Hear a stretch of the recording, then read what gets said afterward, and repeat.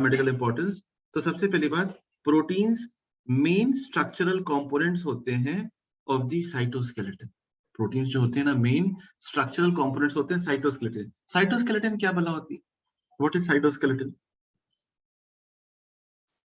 ये हमारा हुआ है डिस्कस, बताएं।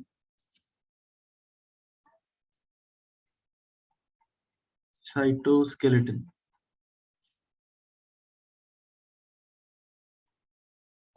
मतलब कुछ तो सेल का स्केलेटन, ऐसे बात कर रहे हैं। मतलब सेल्स का अपना एक डेफिनेट शेप होता है ना, कोई राउंड है, कोई क्यूबॉइड है, कोई कॉलमिनर है, कोई ओवल है। मतलब हर एक डेफिनेट शेप होता है ना। तो कहीं ना कहीं उसके अंदर कोई ना कोई सेल के अंदर उसका साइटोस्केलेटन है, उस सेल का स्केलेटन है। अगर वो स्केलेटन नहीं होता ना, तो पूरी की पूरी सेल एक अमीबा की तरह हो जाती, कहीं भी फैल जाती, कितना भी स्ट्रेच हो जाती। मतलब उसका एक रिजिड स्ट्रक्चर नहीं होता। तो सेल का रिजिड स्ट्रक्चर होने की वजह क्या है? ये इसका साइटोस्केलेटन।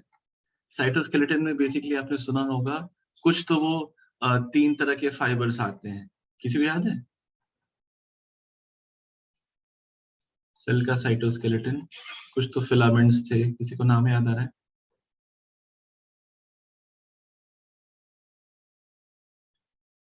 3 तरह के फिलामेंट्स होते हैं, अब ध्यान से सुनिएगा। सबसे आसान कौन सा याद करना है? Intermediate filaments.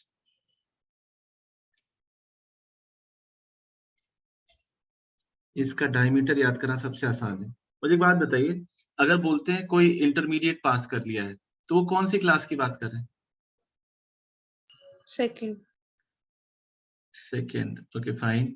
जैसे हम बोलते हैं ना, हाई स्कूल किसी ने पास कर ली, मैट्रिक पास कर ली, तो क्लास 10th होती है, राइट? आपने सुना होगा पुराने जमाने वाले बोलते हैं, अरे वो तो इंटर पास है, इंटरमीडिएट पास है। उसका क्या मतलब? वो कौन सी क्लास पास की?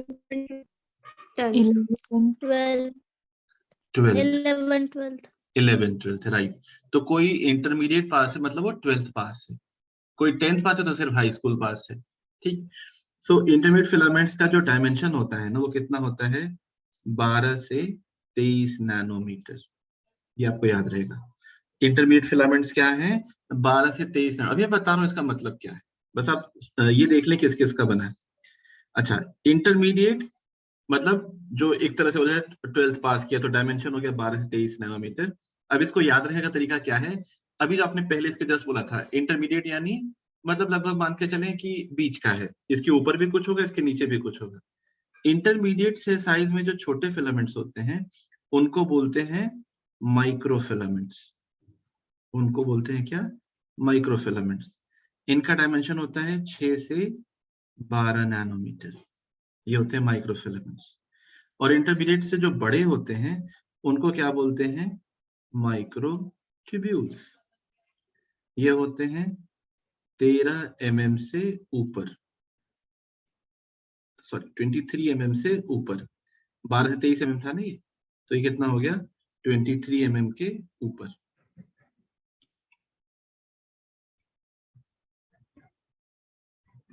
ठीक है।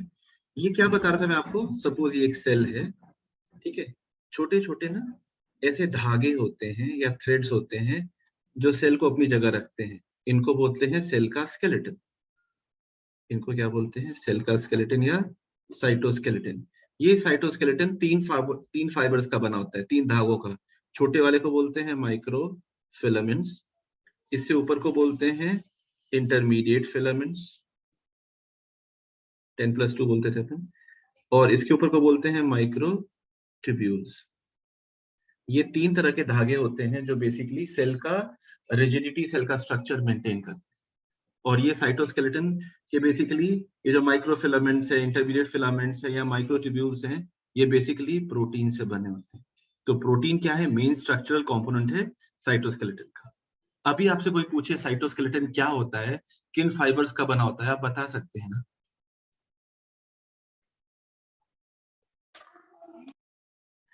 Okay, next. प्रोटीन जो होते हैं ना, ये सोल सोर्स होते हैं to supply nitrogen of the body. Body में नाइट्रोजन और कहीं से नहीं आती है, प्रोटीन से ही आती है। और ऑन एन एवरेज लगभग 16% ये देते हैं नाइट्रोजन। 16% जो सप्लाई करते हैं वो प्रोटीन ही करते हैं। उसके अलावा प्रोटीन का अगला काम क्या है? ये बायोकेमिकल कैटलिस्ट की तरह से काम करते हैं। जैसे एंजाइम्स जो हैं वो प्रोटीन्स होते हैं। कोई ऐसा एंजाइम आपको पता है जो प्रोटीन ना हो? कोई ऐसा एंजाइम जो प्रोटीन ना हो, है क्या ऐसा कुछ enzyme? All enzymes are proteins, बराबर। but all proteins are not enzymes. Agree, वो स्टेटमेंट समझा मुझे कि भाई ऑल एंजाइम्स आर प्रोटीन्स, ठीक है, but all proteins are not enzymes, agree. लेकिन आप कह रहे हैं ऑल एंजाइम्स आर प्रोटीन, इसका एक एक्सेप्शन है, किसी को पता है?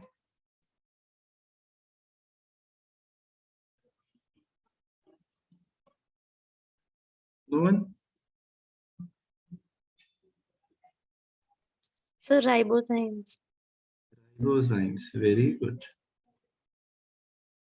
तो ये प्रोटीन नहीं होते तो क्या होते हैं? RNA molecules. एक्सीलेंट।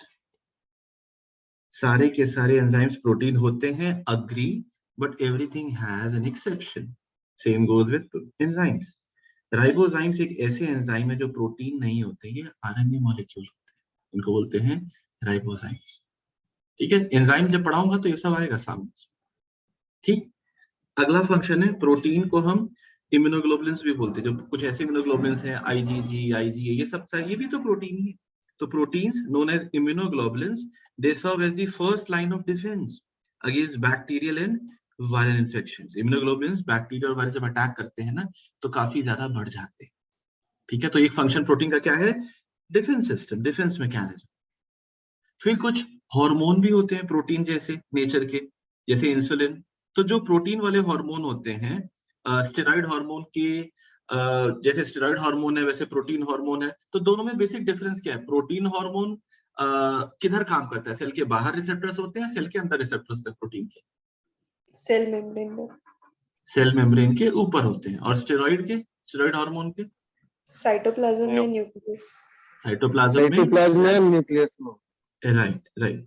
तो ये जो प्रोटीन की बेसिकली इंपॉर्टेंस की बात की जा रही है, तो several hormones they are proteinaceous in nature. जैसे इंसुलिन पेप्टाइड हार्मोन है, प्रोटीन का बना है। फिर कुछ ऐसे प्रोटीन्स हैं जो स्ट्रक्चरल प्रोटीन्स के नाम से जाने जाते हैं, जैसे एक्टिन है, मायोसिन है। इनकी कॉन्ट्रैक्टाइल प्रोटीन्स होते हैं ये, and they help in movement of muscle fibres. कुछ प्रोटीन सेल मेम्ब्रेन के ऊपर भी प्रेजेंट होते हैं, साइटोप्लाज्म के भी अंदर प्रेजेंट होते हैं, और न्यूक्लियस जैसे आपने भी बताया, इनको बोलते हैं रिसेप्टर्स। प्लस कुछ ऐसे प्रोटीन होते हैं जो ट्रांसपोर्ट का काम करते हैं, इनको ट्रांसपोर्ट प्रोटीन्स बोलते हैं। ये क्या करते हैं? इनका फंक्शन ये होता है कि ये कुछ स्पेसिफिक सब्सटेंस को ना ट्रांसपोर्ट करते हैं, एक जगह से दूसरी जगह स्पेसिफिक सब्सटेंस को ट्रांसपोर्ट करते हैं, या तो मेम्ब्रेन के चारों तरफ, जैसे फॉर एग्जांपल ये एक सेल है, इसके यहाँ पे ट्रांसपोर्ट प्रोटीन लगा है, तो किसी सब्सटेंस को इधर से उठा के वो इधर कर सकते हैं, या इधर से उठा के इधर कर सकते हैं। तो transporting specific substance across the membrane या बॉडी फ्लूइड्स में एक जगह से दूसरी जगह, जैसे फॉर एग्जांपल ट्रांसफेरिन बॉडी में एक प्लेस से दूसरे प्लेस को ले जाता है किसी एक पर्टिकुलर चीज को। इस चीज का नाम क्या है? ट्रांसफेरिन किसको कहते हैं? Ferrous ion. Basically iron. Iron को बॉडी में एक जगह से दूसरी जगह में भेजने के लिए आप ट्रांसफेरिन प्रोटीन मॉलिक्यूल का यूज करते हैं। ठीक है, आपने भेज दिया। आयरन किस फॉर्म में स्टोर होता है? फेरिटिन